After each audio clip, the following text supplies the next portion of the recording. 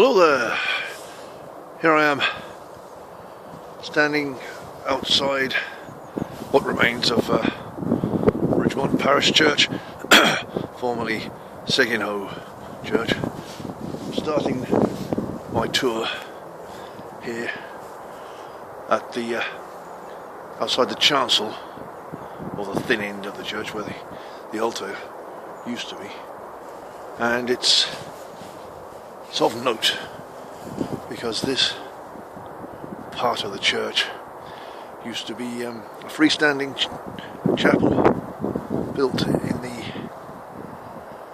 11th century, just pre-Norman. You can see some carvings up there above one of these very thin slit windows. They are reputed to be Saxon. These slit windows would have been covered with animal skin or parchment.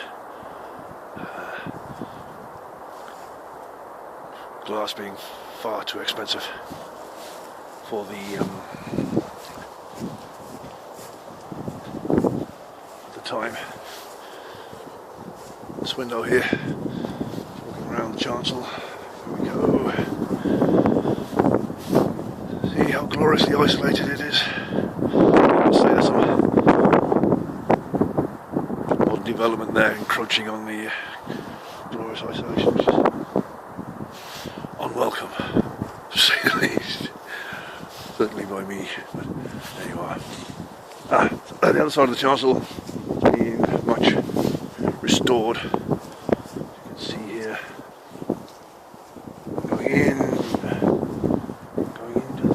Oh, by the way, quickly mention James Boone, aged 100. Let's hear it for James. Mr. Boone.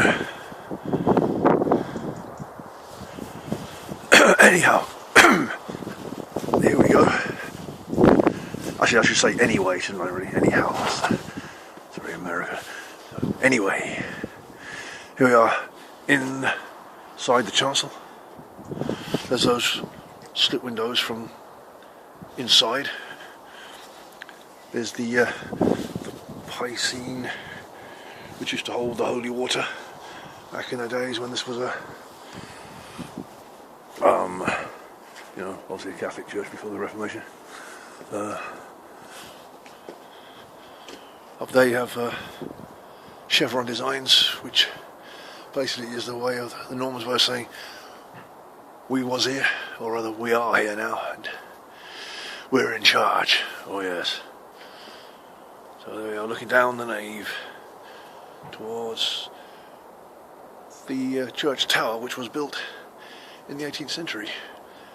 Previous to that there was hang on, no, I think it was built in the 19th century.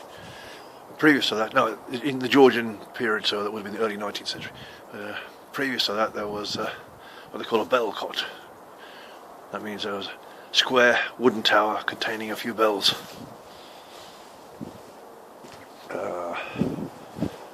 There's some nice gates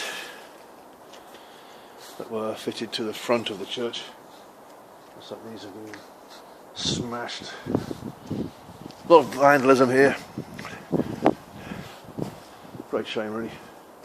This is where the font, which was of Norman origin, used to stand, but that was vandalised in the 60s, smashed to bits. That's great, isn't it? It's interesting though, you can see. So, here we are, in the nave, with the early 19th century tower.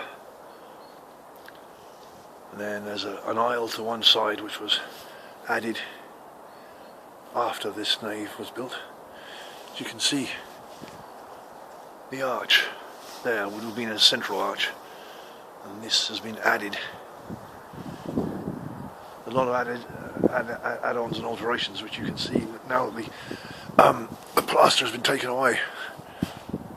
You can see how many alterations there have been. I mean, it's quite extraordinary. See? Things have been changed and added and taken away. There used to be a lead roof at one time, which was much lower than the apex of that wall there. Here we go into the porch. These are modern doors.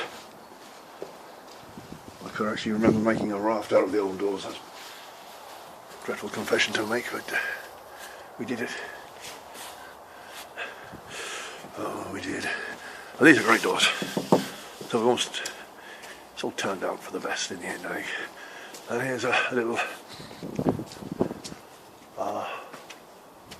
alcove, a little niche, I guess. There would have been a statue here at one time. I don't know if you can tell, but it was painted. Still see the trace of some of the paint, but it's much has been worn away over the years. This church is dissolving, as are so many of England's churches. Dissolving in the acid rain of man's progress. I mean, I can remember being told that there were sundials etched into the doorways here. Oh yes, here. So there used to be a finger sundial there. That is just completely... here we are. See there? Finger dial, sundial. And there used to be lines radiating out from there. So, I mean, the priest would put his finger in this hole here. That would basically give you the time of day. Luckily, the sun is shining. And it is... it is approaching... It's about 3 o'clock, yeah, that's about right. It's not too far, I guess. Oof, that's about it. It's only 3 o'clock GMT. No, more like 3 o'clock British summertime. Yes. Makes such approximation. I don't know. Anyway, that's your lot. Cheerio.